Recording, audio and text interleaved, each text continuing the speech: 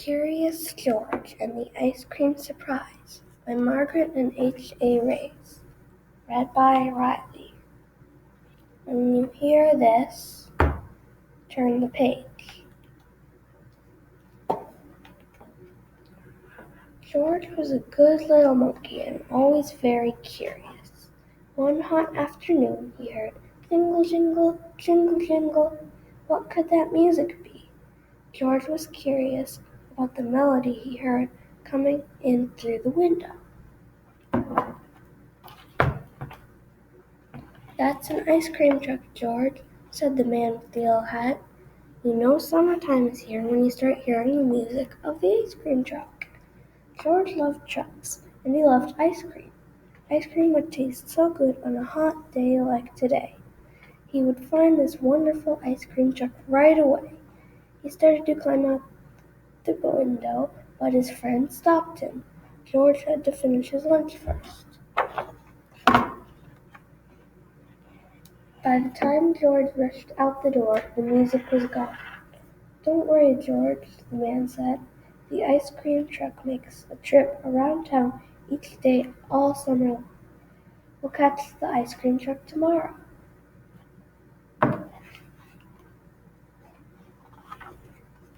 The next day it got hotter and hotter.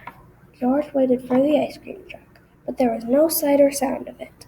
"Let's go to the pool, George," the man said. George ran to get his towel. Splashing around in the pool would be a great way to beat the heat. But the pool was closed for renovation. "Look on the bright side, George. By autumn we'll have a larger pool with 3 diving birds. Won't that be fun?" It did sound fun, but George needed to go off now, not in the autumn. So George went back to waiting for the ice cream truck. He dreamed of vanilla, chocolate, and strawberry ice cream bars. He thought he heard the music of the ice cream truck once, but it was just a little boy's harmonica. George and his neighbors decided to go to the park and run around in the sprinklers, but just as they arrived, the sprinklers were turned off.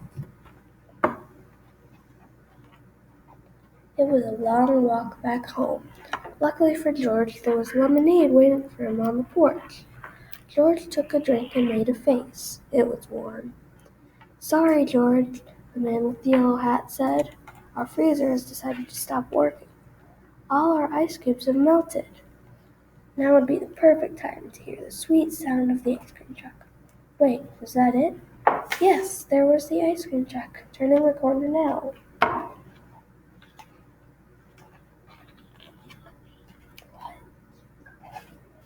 But the ice cream truck... "Wave it down, George. I'll be right back with my wallet." The man rushed back into the house. But the ice cream truck driver could not see the little monkey on the curb.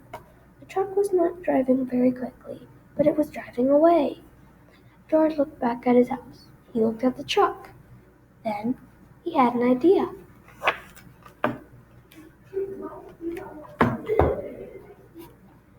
George climbed a tree and swung from a branch to branch until he swung right onto the roof of the ice cream truck. He rode the truck into town. The truck stopped beside the town park. A window on the side opened up, and a small child and her mother stopped to buy ice cream. George could not believe his eyes. The little girl had ordered a frozen treat that looked exactly like a chocolate-covered banana. George danced happily. He knew exactly what to order. The little girl saw him and laughed. So many people wanted ice cream that the driver ran out of change.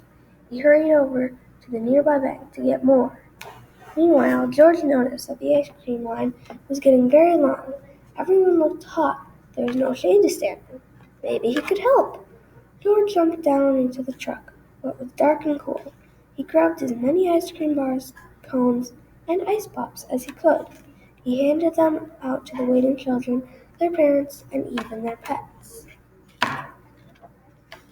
George worked so quickly, he didn't remember to collect money for the ice cream. No one seemed to mind, except the ice cream man. "What have you done?" he cried when he returned. Half of my ice cream is gone. George climbed up a telephone pole. George was very glad to see his friend hurrying towards the park. Hold on a minute, said a voice below. Look how everyone is enjoying themselves. It's been the hottest summer in town history. An ice cream social is exactly what we need. It was the mayor, and she offered to pay for everyone's ice cream. Thank you, George, for your great idea. I think the town should sponsor an ice cream party every summer. The ice cream truck driver was happy to keep serving ice cream. George and the man with the yellow hat helped. The ice cream man saved one last treat for George. Chocolate-covered bananasicle. Delicious. The end.